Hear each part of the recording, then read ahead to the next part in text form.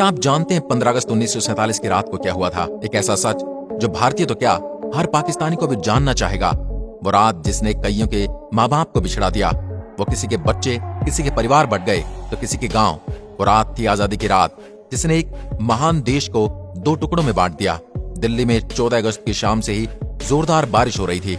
रात के 9 बजते बजते रायसीना हिल्स पर करीब 5 लाख लोगों का हुजूम जमा हो गया। बारिश अब भी जारी थी।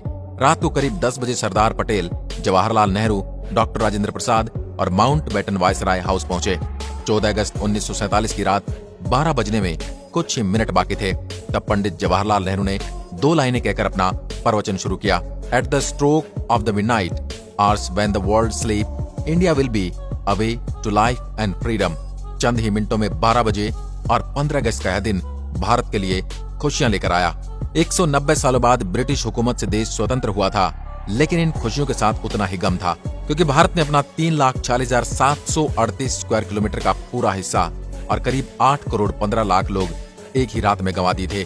देश 2 टुकड़ों में विभाजित हुआ था, हिंदुस्तान और पाकिस्तान। हिंदुस्तान यूं आजाद नहीं हुआ। 15 अगस्त के पहले ही ब्रिटिश हुकूमत का अंत शुरू हो गया था। महात्मा गांधी के जन आंदोलन से देश में नई क्रांति की शुरुआत हुई थी, तो एक और सुभाष चंद्र बोस की आजाद हिंद फौज ने अंग्रेजों का जीना हराम कर दिया था। ऊपर से दूसरे विश्व युद्ध के बाद ब्रिटिश सरकार में इतना दम नहीं था कि वह हिंदुस्तान में अब अपना शासन चला सके। इसलिए माउंटबेटन को भारत का आखिरी वायसराय बनाया गया था, ताकि देश को आधिकारिक तरीके से स्वतंत्रता दी जा सके। अंग्रेजों ने भारत को शुरुआत में 3 जून 1948 के दिन स्वतंत्र घोषित करने का निर्णय लिया था, लेकिन मोहम्मद अली जिन्ना ने पाकिस्तान नामक अलग मुल्क बनाने की ठान ली थी, जिसके चलते देश में कई जगह पर सांप्रदायिक हिंसाएं शुरू हो गई थी। बिगड़ती परिस्थितियों को देखकर अंग्रेज भारत को हो सके उतना जल्दी स्वतंत्र राष्ट्र घोषित कर देना चाहते थे, क्योंकि अंग्रेजों को भी भारत को आखिरकार एक टुकड़े में नहीं बल्कि 2 टुकड़ों में विभाजित करना था। स्वतंत्रता के लिए 15 अगस्त को ही क्यों चुना गया? तो इसमें ऐसा है कि सिर्फ भारत शुभ और अशुभ को नहीं मानते, बल्कि अंग्रेज भी उतना ही मानते हैं। माउंटबेटन मानता था कि 15 अगस्त का दिन शुभ है, क्योंकि 15 अगस्त 1945 के दिन ही जापान ने शरणागति स्वीकार की थी और इसकी ऑफिशियल साइन 2 सितंबर को हुए थे। इसलिए माउंटबेटन के अनुसार 15 अगस्त का दिन मित्र राष्ट्रों के लिए शुभ था। तो फिर रात के 12 बजे के वक्त को ही क्यों तय किया गया? तो इसके लिए भारतीय ज्योतिषों का मानना था कि यह वक्त देश की स्वतंत्रता के लिए सबसे शुभ तय किया गया था कि पंडित नेहरू को अपनी स्पीच रात 12 बजे से पहले समाप्त कर देनी है और रात 12 बजे शंखनाद के साथ भारतीय लोकतंत्र की शुरुआत होगी। ठीक वैसा ही हुआ। 15 अगस्त की सुबह 8:30 पर पंडित नेहरू और उनके कैबिनेट ने पद और गोपनीयता की शपथ ली। रात की लगातार बारिश के बाद सुबह आसमान बिल्कुल साफ था। लोग बेसब्री से इंतजार कर रहे थे आजाद भारत के तिरंगे को लहराते हुए अपनी आंखों से देखने का। देश के तिरंगे को सबसे पहले जवाहरलाल नेहरू ने रात को 12 बजे ही पार्लियामेंट सेंट्रल हॉल में लहराया था और दूसरी बार 8:30 बजे भव्य राष्ट्र ध्वज को जनता के सामने ब्रिटिश राष्ट्र ध्वज को उतारकर लहराया गया।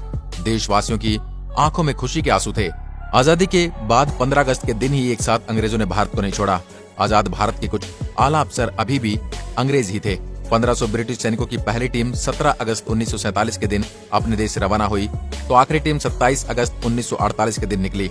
दोस्तों, ताज्जुब की बात तो यह कि लुटेरे अंग्रेज हमारे देश के अतिथि बन के आए हो और उस तरह से उन्हें विदा किया गया था। उनकी आखिरी फौज ने जब मुंबई के बंदरगाह से विदाई ली, तब जॉर्ज पंचम को विदाई देने वाला गीत बैंड बाजा के साथ बजाया गया।